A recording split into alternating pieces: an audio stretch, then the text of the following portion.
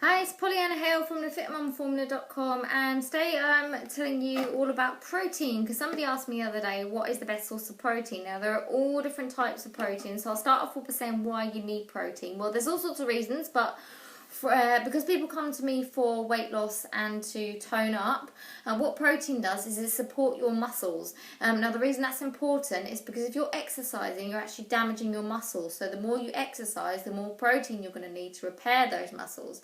And the reason you need muscle is because when people say they want to tone up, what they actually mean is they want to be able to see the muscle, see that definition.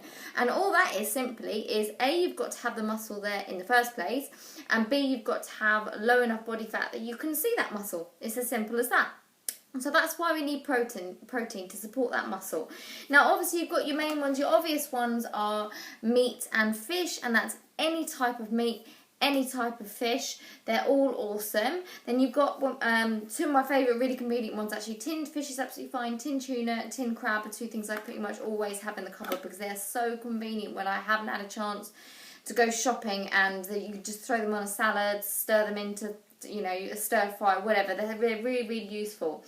Then we've got eggs, obviously, are another great source of protein, really nutritious, and dairy products have a good amount of protein in as well. Dairy products tend to vary. You've got Greek yogurt is very high in protein, and then you've got like your low-fat milks and things which are not quite so high in protein, and dairy products got carbohydrates as well, but nevertheless, dairy products are a really good source of protein as well.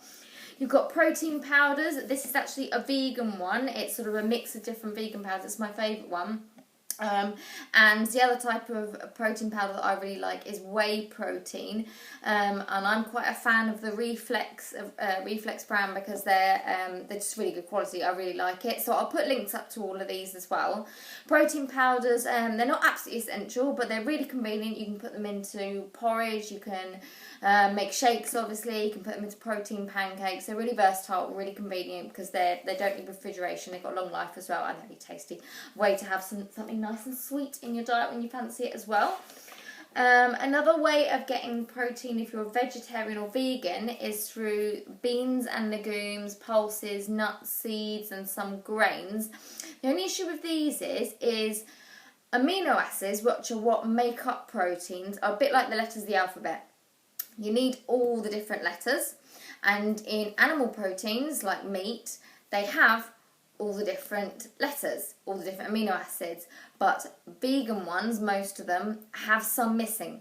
So that's why if you're a vegan or vegetarian, you need to get a really big variety of vegetarian proteins in your diet to make sure that overall, over the course of a day, preferably, definitely a week, but ideally a day, you're getting all the different amino acids. You're just getting them from different foods rather than getting them all in one.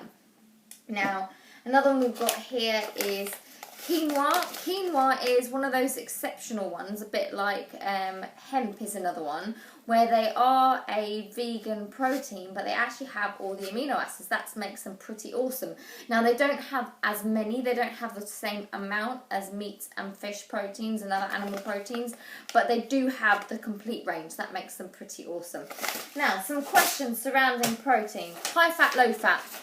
Doesn't really matter. It turns out saturated fat isn't bad for us after all. The only reason saturated fat, or any fat for that matter, can be a problem is if you're on a weight loss diet. Fat's very high in calories, so you can only eat so much amount of it because it's very dense in calories before you're going to overshoot your calorie needs. That's the only reason you might want to choose leaner options. Having said that, things like omega-3 fats are really, really important. So, I wouldn't be going for fat-free or very low-fat proteins all the time. Things like oily fish are just so, so good for you. Okay, processed, unprocessed, I think that goes without saying. That applies to all foods. If you can go for the unprocessed versions, you can go for a steak rather than a cheap beef burger, that's better, isn't it? If you can go for pork chops rather than cheap sausages, that's good, isn't it? And things like your salamis and stuff. Try and limit those processed things. They're not going to kill you, not the end of the world, but it's just like all things. Whole foods, natural foods, the least processing, the better. Okay, organic and free range. Okay, free range is more about welfare of the animals, if that's important to you, and it is to me, but it is slightly more expensive. So if you can go for free range, that's great, and it does as a byproduct tend to improve the quality of the food because they tend to be more active, the animals, and they tend to get a better diet, but it's mainly about welfare. Organic is different. They don't get so many hormones, antibiotics. They do get more time outside in fresh air and grazing on grass and things, and they don't have they're not fed the pesticides and that kind of thing. All their food has to be pesticide free. So again, if you can afford organic, great. And I always say that I think we should, if you're going to be picky and choosy, choose organic meat and animal products over organic vegetables, because you've got that whole animal welfare thing. That's just my personal view. If I had to prioritise organic anything, I would go for the cheaper vegetables and still just get loads and loads of vegetables, as much as I could afford, but prioritise animal products when it comes to organic stuff if you can afford it. If you can't, still getting the best quality you can is better than eating junk food, always. So it's by no means the most important factor. It's only if it's possible for you. So that's most of the questions I think answered about proteins. I hope that's helpful, and I hope that's encouraged you into thinking that it's not actually that hard to get protein into your diet. It's things you're eating already, isn't it? Most people eat yogurts, most people eat eggs.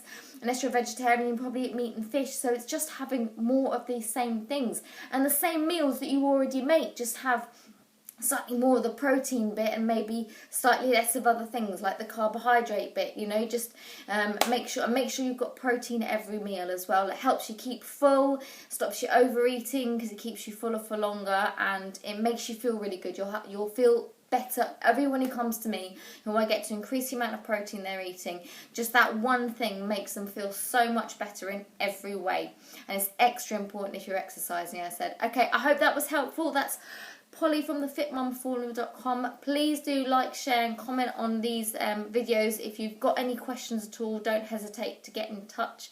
Speak to you soon. Bye.